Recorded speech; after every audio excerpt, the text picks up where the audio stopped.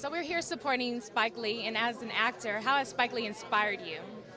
Well, I think Spike Lee inspires me on a lot of different levels, and I think as an actor, he was able to capture and put on film some extraordinary performances through the years, and so I think that as I was growing up and as I was studying and so on, it was a very inspirational thing to see that there were filmmakers out there who could capture the detail of experience with such ease and such clarity as somebody like Spike Lee can. And what is one of the Spike Lee movies that stands out the most to you? Well, of course, for me, it's got to be Inside Man because I worked on it on Inside Man, and so it's very close and dear to me. But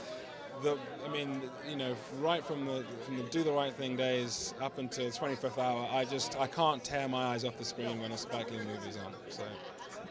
That's great. And how was it working with Spike Lee as a director? It was great. I mean, it was everything that I felt it could be and felt it would be and more. He was just an incredible person to collaborate with and so enjoyable to work with and sort of fun to work with and be around, and it was a great time.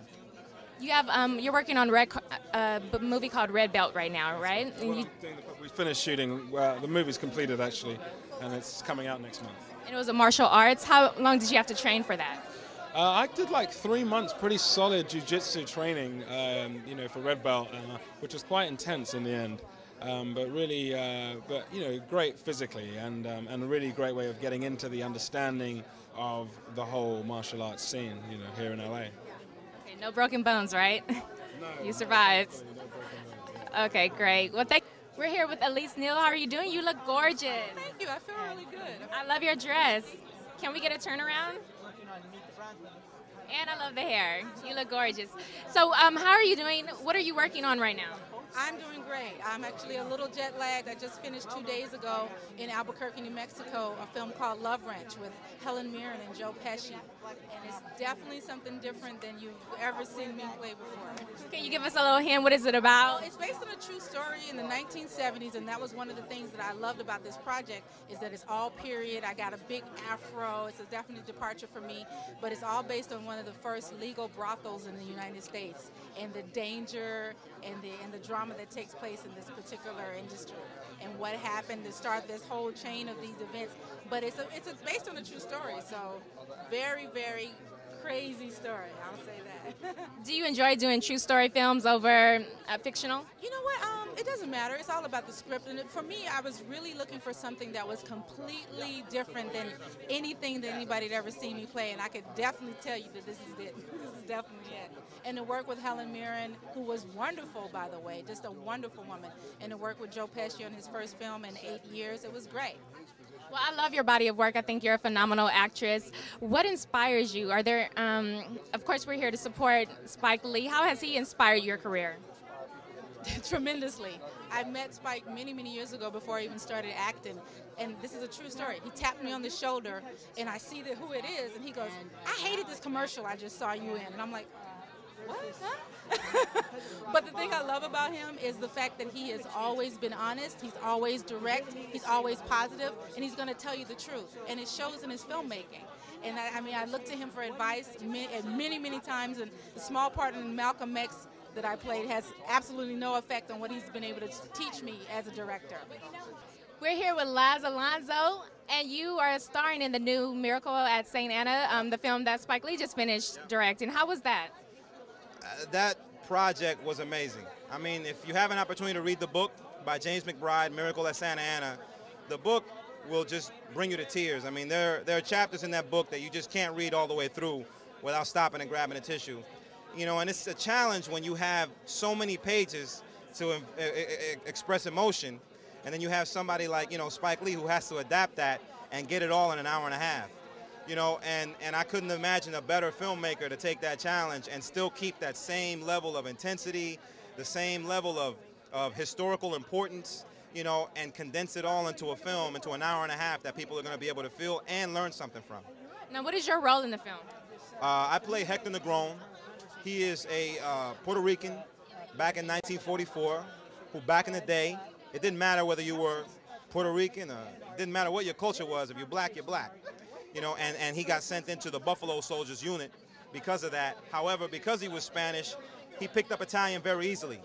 So in this unit, he was the translator for the 4 guys that end up getting separated from their units: Derek, Luke, myself, Michael Ealy, and Omar Benson Miller.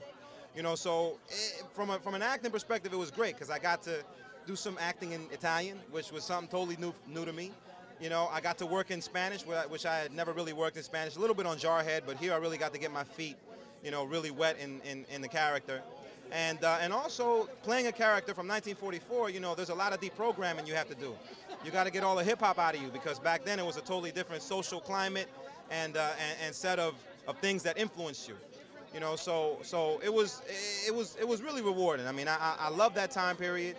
I love the music from that time period, and I think Spike, it couldn't have been a better person to take on that endeavor. What is your take, since you've been in a couple of war movies, what is your opinion about the war that we have going on right now? Well, my opinion about the war is just, you know, I really pray for the guys that are over there giving their lives. I mean, as an actor, you know, we try to convey how serious war is, but we'll never know the threat involved in actually being in the trenches and dodging real bullets, you know, not Hollywood bullets.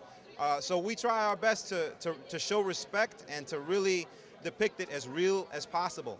You know, and one of the best compliments that I've ever gotten have been from real Marines, you know, who told me that Jarhead was one of the most realistic films that they've seen when it comes to capturing the real life of a Marine and the stuff that goes through their minds while they're out there, the boredom, the insecurities, thinking about what's going on back home, what could my wife be doing right now, all those things which were exposed in Jarhead. You know, to hear a real person from the armed forces tell you, yo, man, y'all hit it on the head, that to me is the ultimate kudos. How are you doing today? I'm great. How are you? I'm doing great. Now, you just worked on Spike Lee's most recent film. How was it working with Spike Lee? Spike is amazing. He can be hard at times, but he's the most amazing person. He lives everybody, you know, he's very open for everybody to bring their own ideas on set. And he creates a really safe net around you so that you can really explore and express yourself. And what's your current opinion about the war that's going on? Now, here? In Iraq. You mean here? The war in Iraq? The war in Iraq, I mean, what do you think? It's disgusting. It's a nonsense war. You know, everybody knows why this war was made, and it's a nonsense war. And I think that, you know, this is going to make everybody think about it a little bit more.